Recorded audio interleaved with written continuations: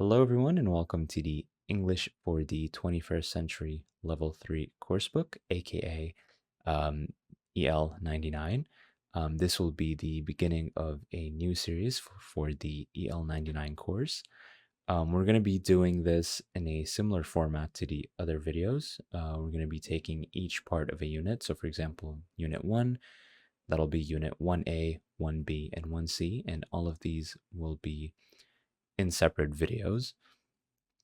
And the reason I usually go for this format is because it makes the videos shorter and easier for you, the viewers, to understand and study. And it just makes it a lot easier to have a 30 or 40-minute video as opposed to like an hour and a half. So, um, without any further ado, let's actually jump into Unit 1. For Unit 1, we have communication. And before we start, again, you guys know the drill in these videos. Usually I'll tell you to pause the video and do your own thinking, and I encourage you to do that because we're going to be doing it a lot throughout the units. So I'd like you to take a second to think about communication and how much it has changed recently. Ask yourself questions like, how is communication between people changing? Think about things like work or even everyday life. How is communication different 20 years ago as compared to now? So, how is communication between people changing? For me personally, I mean, I notice this every day of my life.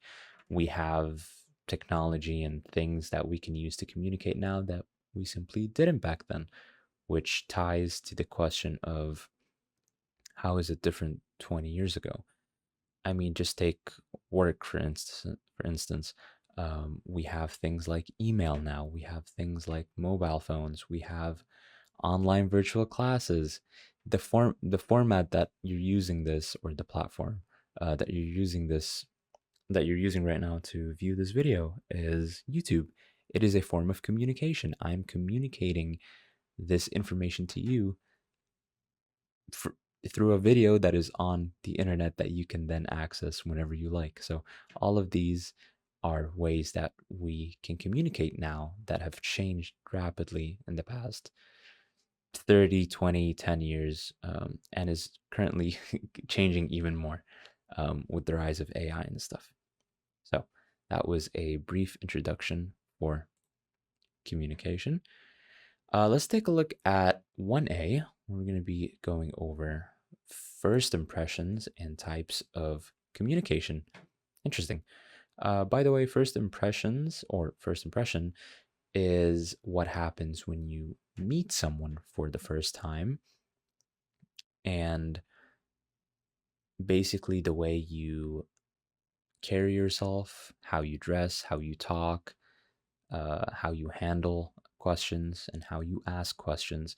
These are all things that give off um, good first impression. So basically, first impression is what people think of you when they meet you for the first time. So let's take a look at exercise A here. Looks like we have a few pictures. I'm going to reset this. So match the photos with the phrases. Can you think of any other types of communication? Sure. So for picture A, it looks like we have a bunch of folks on their phones. B is someone talking on the phone. C is two people talking. D is looks like someone is reading their mail. And E is someone on their computer. So I'd say for A, that would be make or get a phone call, send or get a text. I mean, it's pretty obvious, right? Even with the way they're holding their phones. B looks like someone is talking on the phone, making or receiving a phone call. So make or get a phone call. Then we have C. Looks like two people talking normally. So this is clearly face to face. And then we have this older person reading the letter. So send or receive a letter. And finally, it looks like the young gentleman here is perhaps writing an email or has just received an email. So send or get an email. Okay? What was the second part? Can you think of any other types of communication? Sure. For other types of communication, it doesn't have to be with the use of devices. We could also talk about the fact that our own body language, and this is something that we'll talk about in a little bit, but things like gestures. Gestures are basically when you use your hands or your body in a certain way to emphasize certain points or give off certain emotions. Could be both negative or positive, by the way, and we will talk about this in a few minutes. Um, Also, facial expressions. I mean, I think we've all gone through the process of seeing someone go from happy to sad or happy to mad just by looking at their face. So, this is also a way of communication. We don't notice it as often, but it is a way to communicate how you feel nonetheless. Um, Also, tone of voice. Notice how when my voice goes up, it gives off a different vibe as opposed to when my voice goes down low like this. So again, this is a type of communication. My pitch, my volume, the way I speak, all of these are ways we communicate.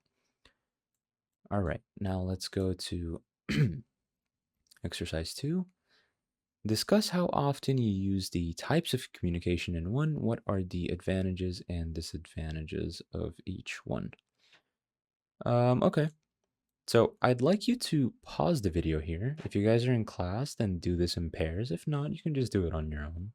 Um, Take a look at each of these types of communication, and I'd like you to ask yourself how often do you use these, or if there are specific ones that you don't necessarily use, and also write one or two advantages and disadvantages for each. So I'd like you to pause the video and do that now. All right. So now what I'm going to do is I'm going to open my notepad and we'll go over this together. So the first one is done. Emails are free and very quick. This is basically using email. The advantage is that it is free and it is very quick. The disadvantage is that you need a computer and you need internet. Let's go over, which one was it? Let's start with make or get a phone call. And we'll say something like, actually, for advantages, I'm gonna write it's instant in real time. So I'm gonna say instant real time communication. You don't have to wait for a reply because you're literally talking with someone in real time. Should we write another advantage? I think we should. Remember when I was talking about the ability to convey your tone and emotion through talking? I think we should write that down. So, ability to convey tone and emotion through voice. Through voice. So, again, you can hear me speak now. You know how I'm feeling. I don't feel particularly sad, but if I was talking in this exact same way over text, it could come off as annoyed, especially if I don't add emojis or anything like that. So, the ability to convey emotion and tone through voice is important, and that's an advantage. For disadvantages,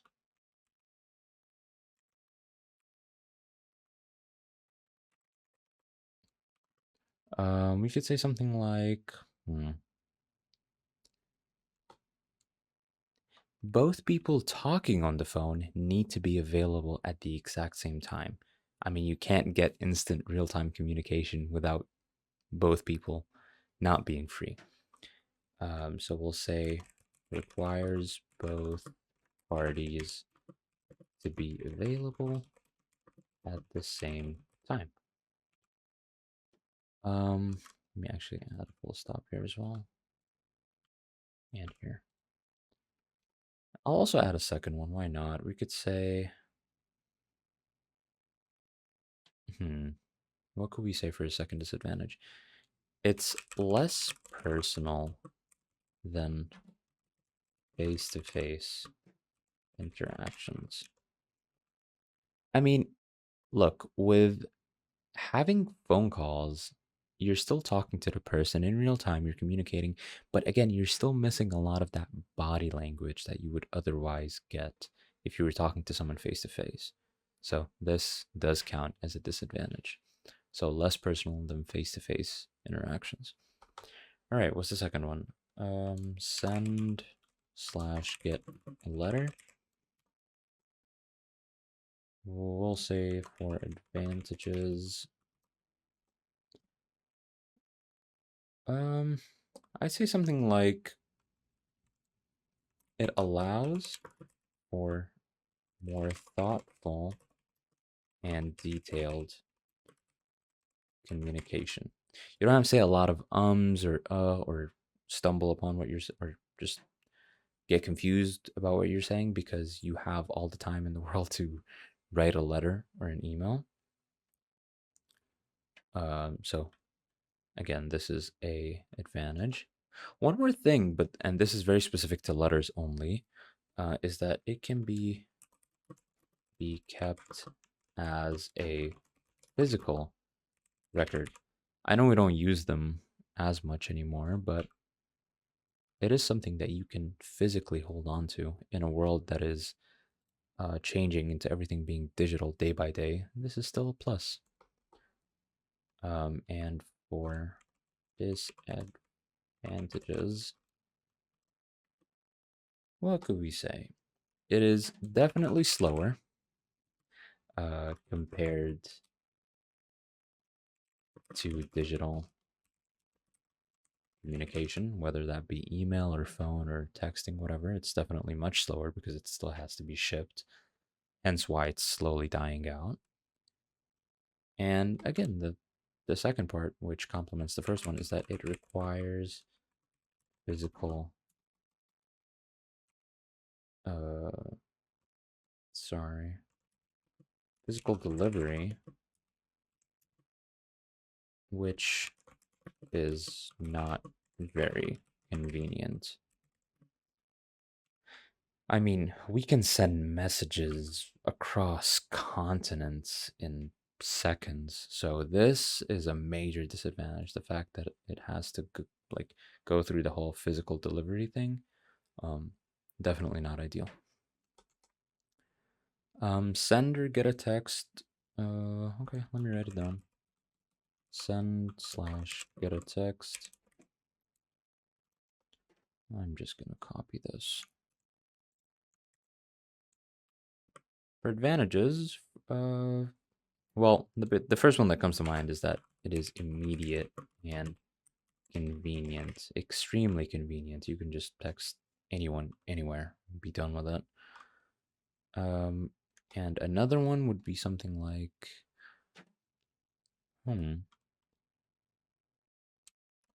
can be accessed and responded to at any time. Basically, the person can open it and respond whenever and wherever they want, which is a major plus. For disadvantages, again, the first one that comes to mind is lack of tone and lack of tone. And how do we say this? Let me see if I can find the wording here. Lack of tone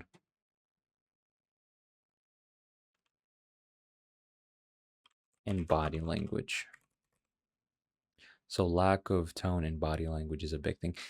We did try to address this through emojis. So basically, if you say something that sounds normal, but then you add the laughing emoji next to it, it takes it from something that could have been interpreted as or misinterpreted as serious into something that is now funny. Um, Emojis are basically ways to convey emotion through text. But again, even with emojis, let's be real, not everyone uses them, and they can be quite unprofessional at times. And even with emojis, some people can just misinterpret what you're saying because there's a lot that goes on to two people communicating face to face, and you just can't capture all of that through text. So that's a big disadvantage right there. Uh, Also, I'd say something like potential for misunderstanding in general. Um, how do I say this? Okay, due to lack of context. Basically, when you're talking, it's much easier to connect the dots as opposed to when you're texting something to someone. So, because of that, this could potentially cause some misunderstanding when you didn't mean because someone misunderstood what you were saying. Okay, what else do we have? I think the last one will be talk face to face. And for that one, let's see. Talk face to face. I'd say the first one that comes to mind is it allows for more personal and engaging interactions. This is a big one. You don't have any of the hiccups that you'll find with other communication types. Um, Allows for more personal engaging. What else could I write? We could say something like enables the use of body language and facial expressions. I'll set double S expressions, which is a big deal, by the way. People don't understand how important body language and facial expressions are until they talk to someone IRL that they were just talking to over text. Suddenly, that person is a lot more giggly and fun to be around as opposed to when they're texting and they're dry and don't do anything except write one word answers. So that's the advantages or advantages, sorry. Uh, Disadvantages would be something like, hmm, well, because it allows for more personal and engaging interactions, it also requires both people to be physically present. So requires both parties to be physically present, which is again a hiccup because you guys need to find free time, you need to find a mutual location and meet up and all that stuff. Um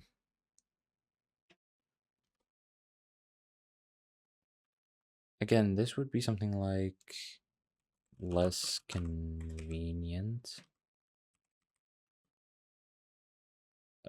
for long, not long term, long distance communication. Say you want to talk to a friend IRL that lives IRL. I just talked in texting format in real life. Um, Say you want to talk to a person uh, in real life that lives in another city. One of you is going to have to travel, and that is not exactly ideal now, is it? So this is a major hiccup. Right, so here you go. Here's the advantages and disadvantages of each one. You can take a picture of this or copy it. These are my answers. I hope yours were similar. Now let's go to the second part. Let's see what we have here. Or, sorry, the third one. So, which photo in one shows these types of body language, smiling, shaking hands, making eye contact, and how many other types of body language do you know? Make a list. Okay, so here we have this photo, and we want to see which body language is smiling. I think this one is pretty simple. It's right here. Shaking hands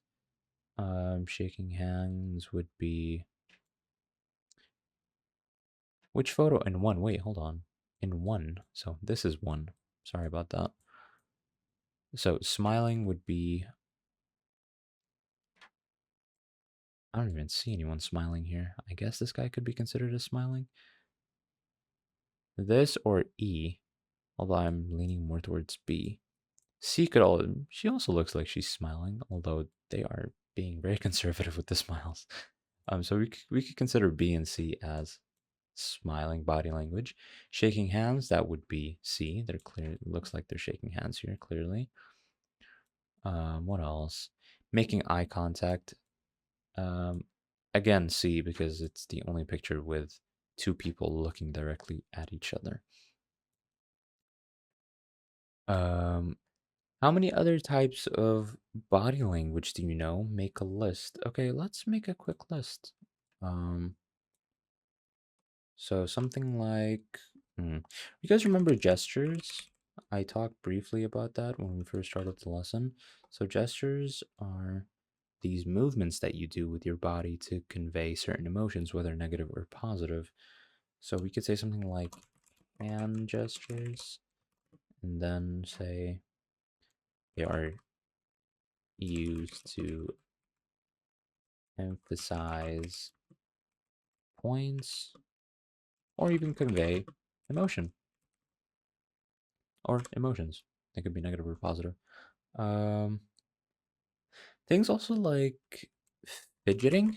Fidgeting is basically moving um, like your legs really quickly. I don't know if you guys know that. So basically, when you're bored or when you're not interested or nervous, you tend to like fidget, basically uh, move your legs or arms in a particular way really quickly. So may suggest nervousness or boredom. So that is fidgeting. This is one part. What could we also say? Something like tone of voice.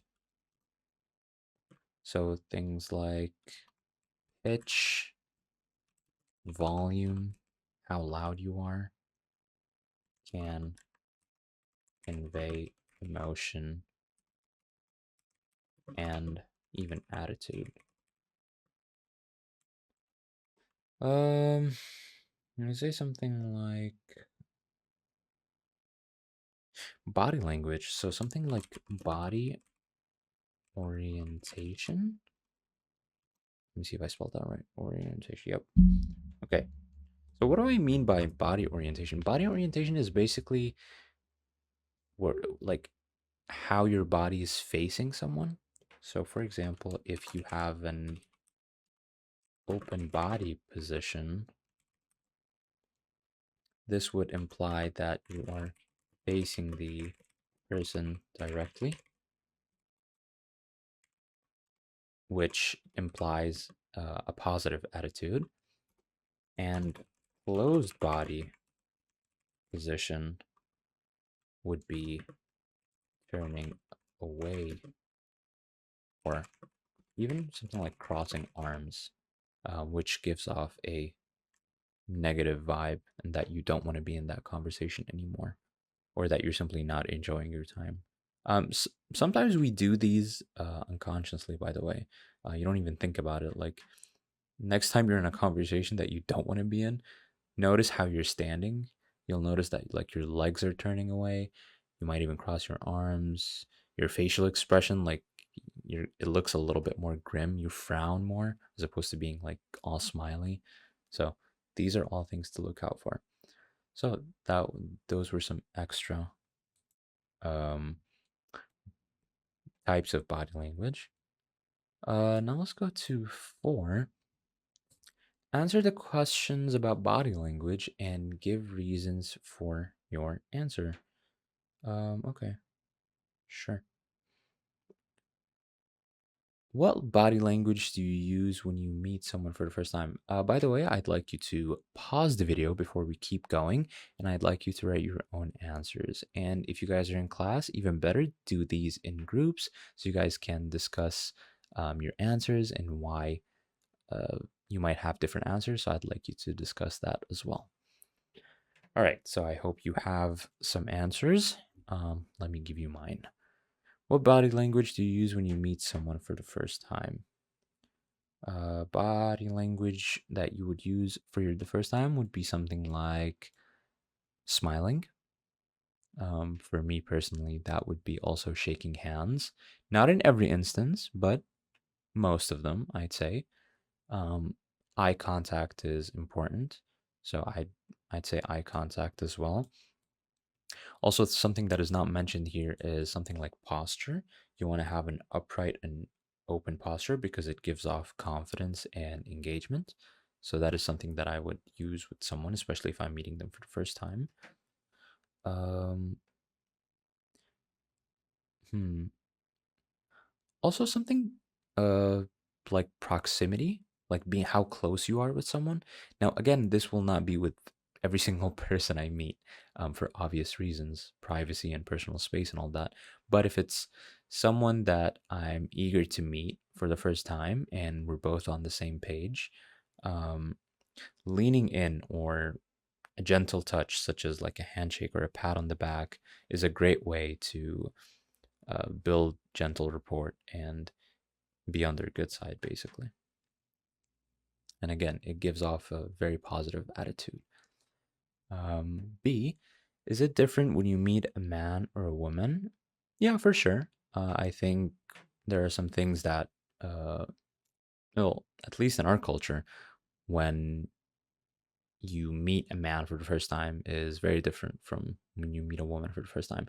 When you meet a man for the first time, depending on the man, you could shake hands. Well, most of the time you'll shake hands. Some of them even like to kiss. Um, that's fine, but usually I maintain personal space when it comes to meeting a new woman, unless she initiates a handshake. Otherwise, I maintain personal space. No hugs, no kissing, none of that. So that is like the main difference for sure. Is it different when you meet someone from another country? Um, Yeah, I'd say so because there are different cultures and people greet each other differently.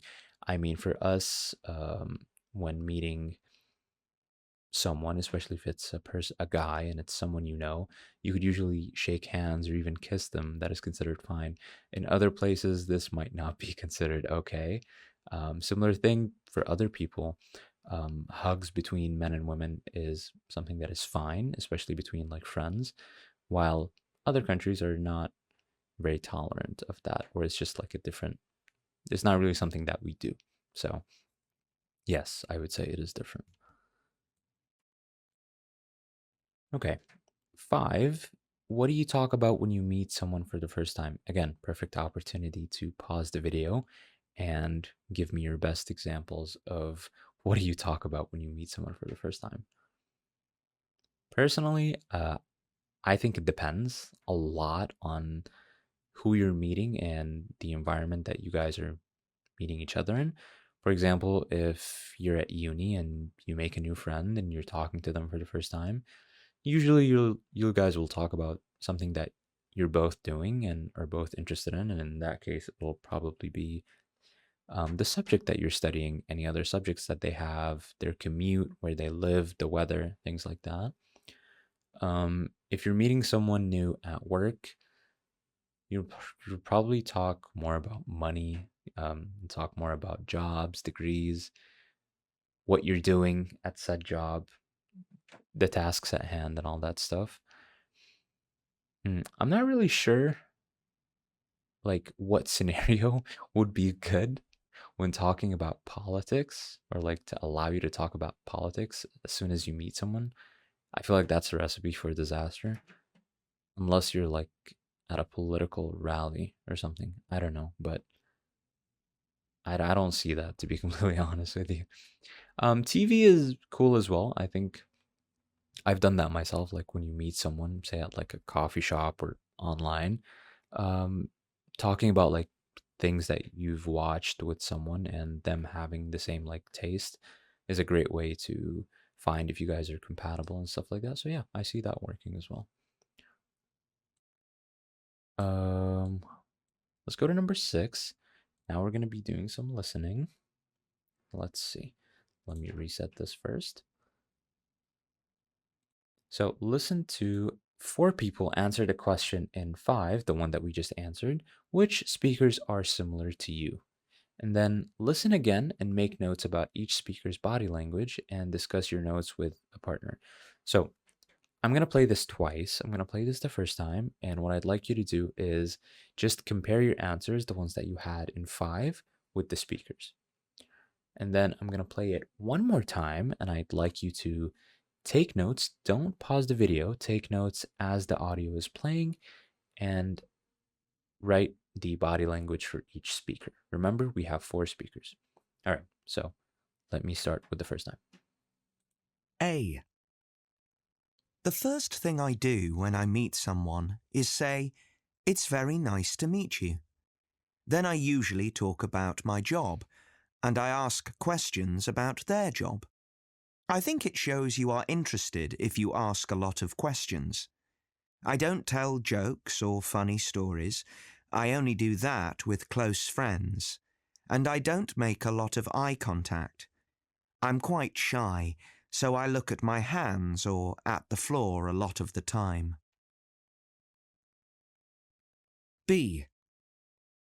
When I meet someone for the first time, I tell them my name and I always shake their hand.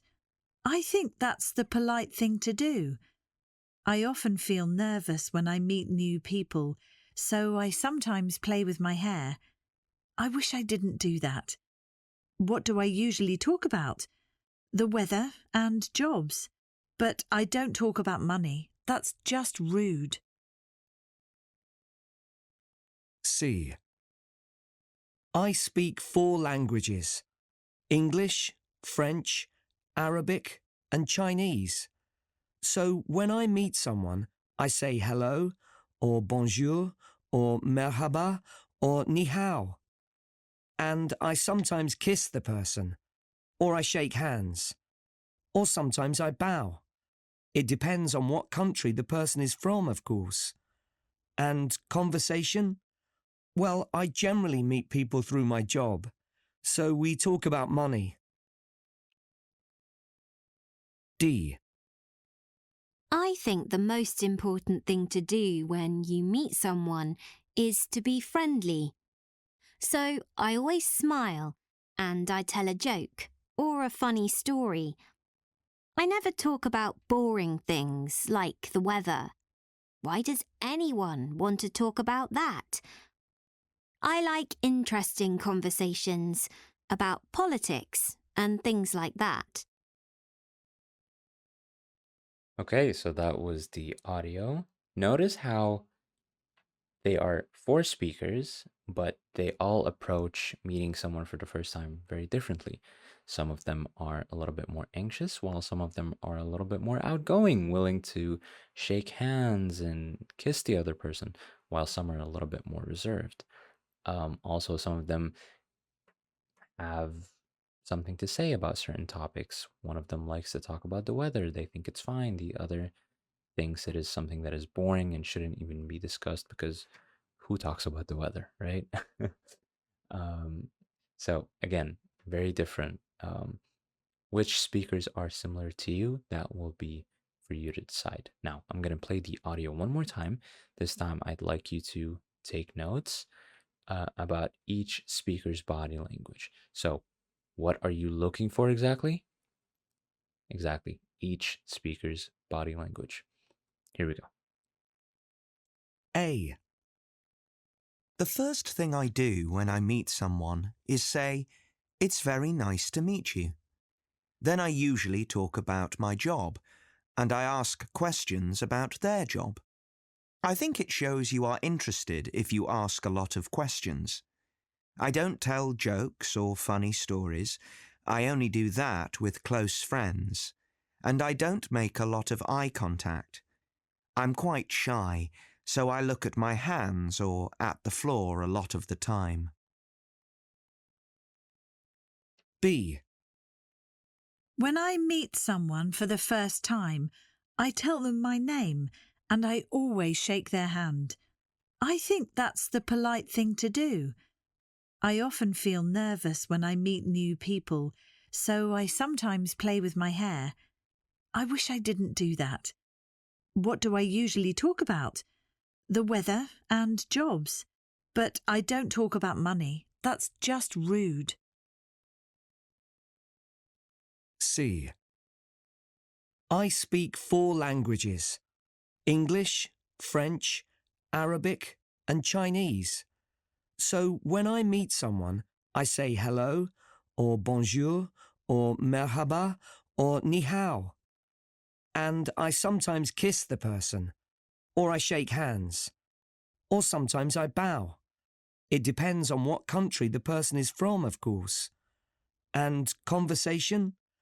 Well, I generally meet people through my job, so we talk about money. D.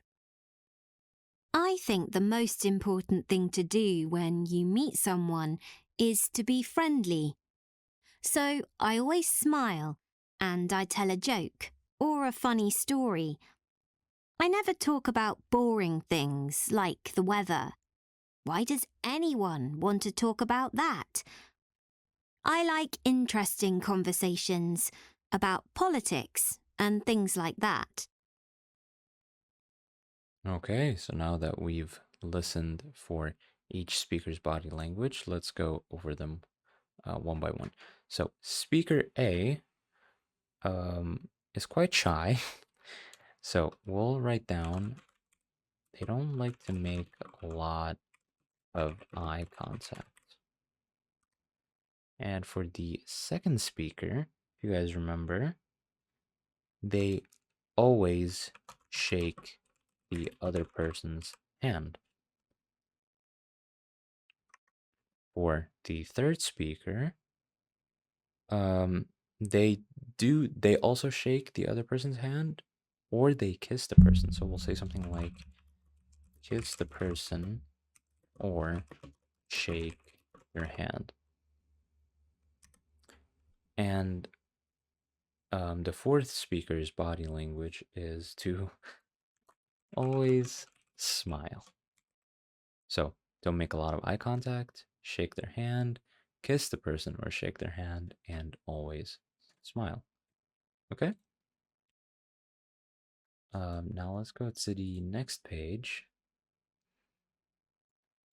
Oh, okay. So before we go to 8, let's take a look at the grammar here. It says using talk, say, tell, and speak. So when you look at these without any explanation, you think that they pretty much mean the same thing. Talk is the same as say, is the same as tell, and is the same as speak. In reality, is not. There's a rule on when to use each one. So we talk to a person and talk about a topic. So if you'd like to talk about a topic or talk about a person, we use the word talk. For example, talk to your partner, or he always talks about money. Okay? We use the word say before a message. So if you're going to be talking about a message, you use the word say. She says she likes me. And then tell, we tell a person to do something and tell someone about a subject. So if you want to tell someone to do something or you want to talk about a specific subject, we use the word tell. I told him to go home. Told is the past tense of tell. So I told him to go home. This is me telling him to do something. Tell me about your holiday. Again, holiday is a subject. So tell me about your holiday. We can also use tell with a joke, a story, the time, and the truth. So I could say something like, can you tell me the time? And then we finally use speak with languages. So do you speak English? I speak Russian, I speak Arabic, I speak English. All of these, we use the word speak. Okay, now let's try to apply these with exercise 8 here. Oh, let me reset this. Complete the sentences with talk, say, tell, or speak. So A, some people dash, I am lazy. Which one is it going to be, you guys? Yes, it is going to be say. This is a message. Some people dash I'm lazy. They say I'm lazy. So the word say is correct. I don't often dash to my neighbors. This will be, we're talking about a person, or in this case, it's people, neighbors. And what do we say? Exactly, it's talk. I don't often talk to my neighbors. C, I always dash the truth. I always dash the truth. When a person is doing something or talking about a subject, we usually use the word tell. I always tell the truth. D, he often dash about his family. He has some really interesting stories. He often, remember his family. These are people, so we'll use the word talk. He often talk, or in this case, talks about his family. He has some really interesting stories. E, I dash two languages, Arabic and Italian. Remember, when we talk about languages, we use the word speak. I speak two languages, Arabic and Italian. My teacher always dashed me to do my homework on time. My teacher always tells, because telling someone to do something, so tells me to do my homework on time. I always dash my parents where I am. Again, same as the previous one. Uh, you're telling a person to do something or doing something. So I always tell my parents where I am. In my country, I dash my family name first. This will be, this is a message. In my country, I dash my family name first. So message will use the word say. So some people say I'm lazy. I don't often talk to my neighbors. I always tell the truth. He often talks about his family. He has some really interesting stories. I speak two languages, Arabic and Italian. My teacher always tells me to do my homework on time. I always tell my parents where I am. In my country, I say my family name first. All right, awesome. Now let's go to exercise 9. Are the sentences in A true for you? Pause the video and see if they're true for you as well. It won't take you that much time, and even better, if you're in pairs, discuss it with your partner. Let's go over it. Why not? So let's open it again. Actually, sorry about that. 1 second. Just double check. So are these true for you? Let's go over it quickly. Some people say I'm lazy. I wouldn't call myself lazy. Sure, I have some days where I'm not as productive as I'd like to be, but not lazy. No. I don't often talk to my neighbors. Yeah, I outside of like greeting them when I meet them, I don't really talk to my neighbors. I always tell the truth. Eh, depends. Like I'm not a habitual liar, but the truth is relative. Um, he often talks about his family. He has some really interesting stories. No, not really. I mean, I have a dope family, but not a lot of interesting stories going on. I don't often talk about them. I speak two languages, Arabic and Italian. I do speak two languages, but they're Arabic and English, not Arabic and Italian. My teacher always tells me to do my homework on time. But yeah, maybe 5 years ago when I was still in school. But as of now, no, not really. I'm past that point.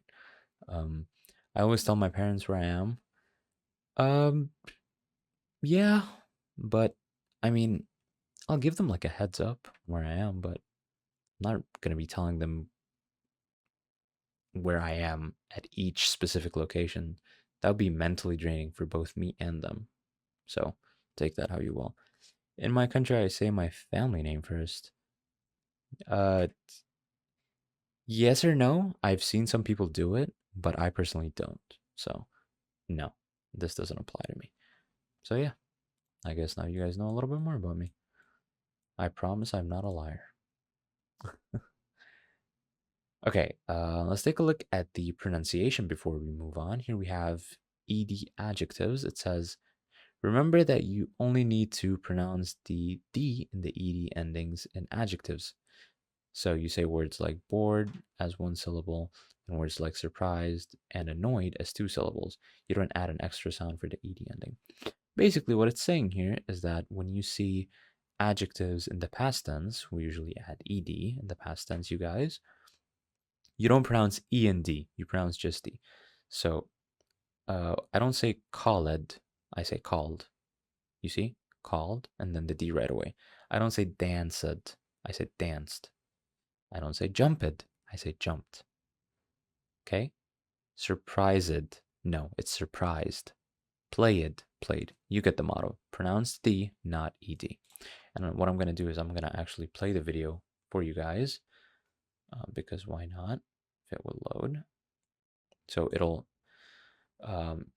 pronounce all the words for you the correct way. So here we go. What I'd like you to do actually before we start is after each word, I'd like you to pronounce it out loud so that you get the pronunciation down. Okay? Here we go. Annoyed, bored, called, danced, jumped, surprised, played,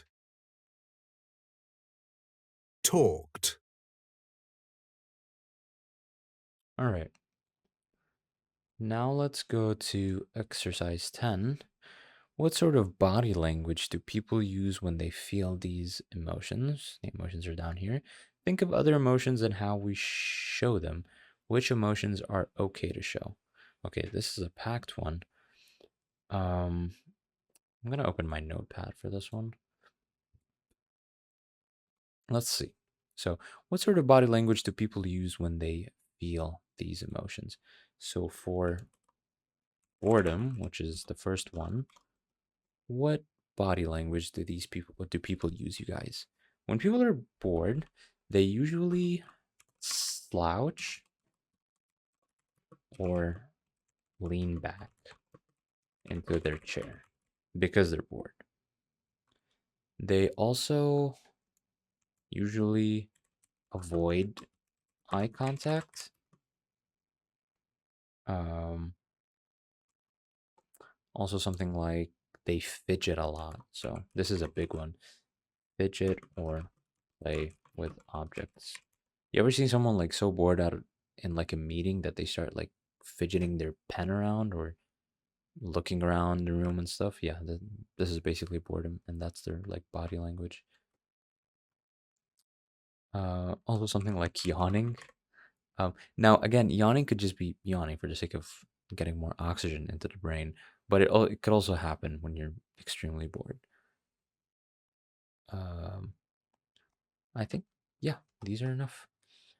For surprised, we need some body language for surprise. So when someone is surprised, usually they'll have widened eyes. I think you guys know what I'm talking about. Also raised eyebrows. That's a big one.